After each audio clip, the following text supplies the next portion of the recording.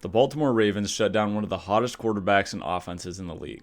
Justin Herbert was pressured on 33 of his 42 dropbacks and had just 1.1 yards per attempt on those 33 pressured attempts. LA had 208 total yards and 26 yards on the ground. All of this was done with a Ravens defense that was ranking as slightly below average for the previous 5 weeks of the season. The performance, especially in the run game, got started with Calais Campbell. Campbell had a number of plays where he dominated the guy in front of him. Early in the game here, the Chargers are running duo. In duo, the offensive line is responsible for their backside gap. If someone's there, they have to block them. If nobody is present in their backside gap, they work a double team to the play side. It's designed to get immediate vertical push on the defensive line and allow the running back to read off of the filling linebackers.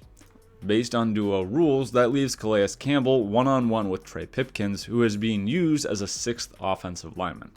Calais just straight up manhandles Pipkins and throws him clear across the formation into the weak side linebacker. He then immediately makes the play on Austin Ekeler for a loss of yards. Campbell continually blew up the run game of the Chargers and forced them into being one-dimensional. On an outside zone play, Calais, while lined up in a 3 technique outside of the guard, is able to beat the guard to the inside, and that should flat out never happen to the offense. The guard is already taking steps laterally with the goal to climb to the middle linebacker and get to the second level. And that leaves the tackle to overtake Calais on the 3 technique. Campbell has absolutely no business beating the guard to the spot and crossing that guard's face when that guard is running outside zone away from him. But Campbell wasn't a human this game, so he beats him anyways. He's able to win the point of attack, which also blows up the crunch block from Keenan Allen. All of that results in Austin Ekeler being tackled yet again for a loss of yardage. While Calais was dominant for most of the game on his own, the Ravens also worked in a number of slot blitzes off the edge to help them in both the run and pass game.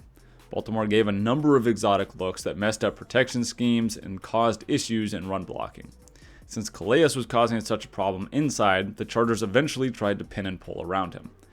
They're using both the right tackle and tight end to down block him while wrapping the guard around to kick out or hook Justin Houston.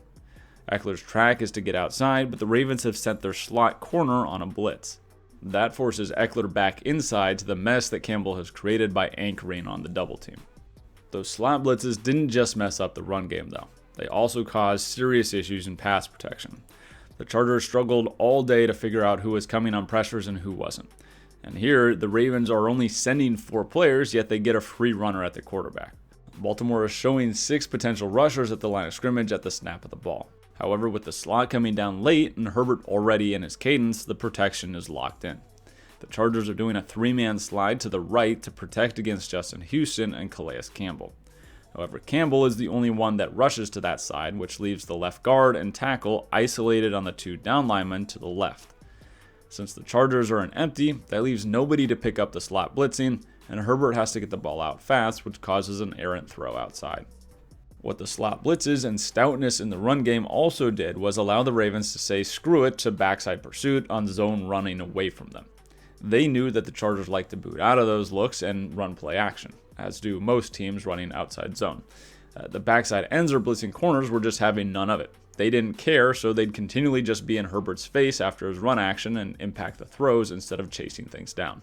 Once the Ravens got a bit of a lead, it was all downhill for the Chargers. The exotic blitzes started piling up, and Herbert and the Chargers did an awful job with their protection plans. Ekeler was at fault a couple times as well. On this blitz, the Ravens are showing 7 potential rushers, and the Chargers have multiple options on how to deal with it. Through the game, though, they typically went big on big and slid protection to the true defensive linemen or rush backers. Predictably, that's what they do again here. The Chargers are running a 3-man slide to the left, but they also have Ekeler lined up on that side with what should be a dual read. He knows they're sliding to the left, so if number 21, Brandon Stevens, comes, he has him in protection. The other 2 linemen are taking Calais Campbell and the end on the outside. As soon as Stevens bails, Ekeler continues to scan, but he leaves early to release on his route. What he doesn't catch is the blitz off the edge. Even if he had diagnosed the blitz though, LA has him aligned all the way over to the left, which makes that an incredibly difficult block for him to get to. The Chargers lost on this play and the protection plan pre-snap. They placed a 4th blocker on the side where they're most safe with their 3-man slide against 3 potential rushers. If Eckler instead has his dual read from number 21 to number 32 while aligning on the right, he's in a much better position to pick things up. These unscouted blitz looks expose Herbert a little in his ability to adjust protections and get things set up when the Chargers aren't in the right call. Baltimore took advantage of that and shut down an incredibly explosive offense. The Ravens had some great individual performances to help get things going, but their unscouted blitz looks and run defense helped bury the Chargers' offense. Big players showed up in big moments, and if Baltimore can keep building and adjusting in spite of all their injuries, the AFC North and the conference as a whole better be on notice.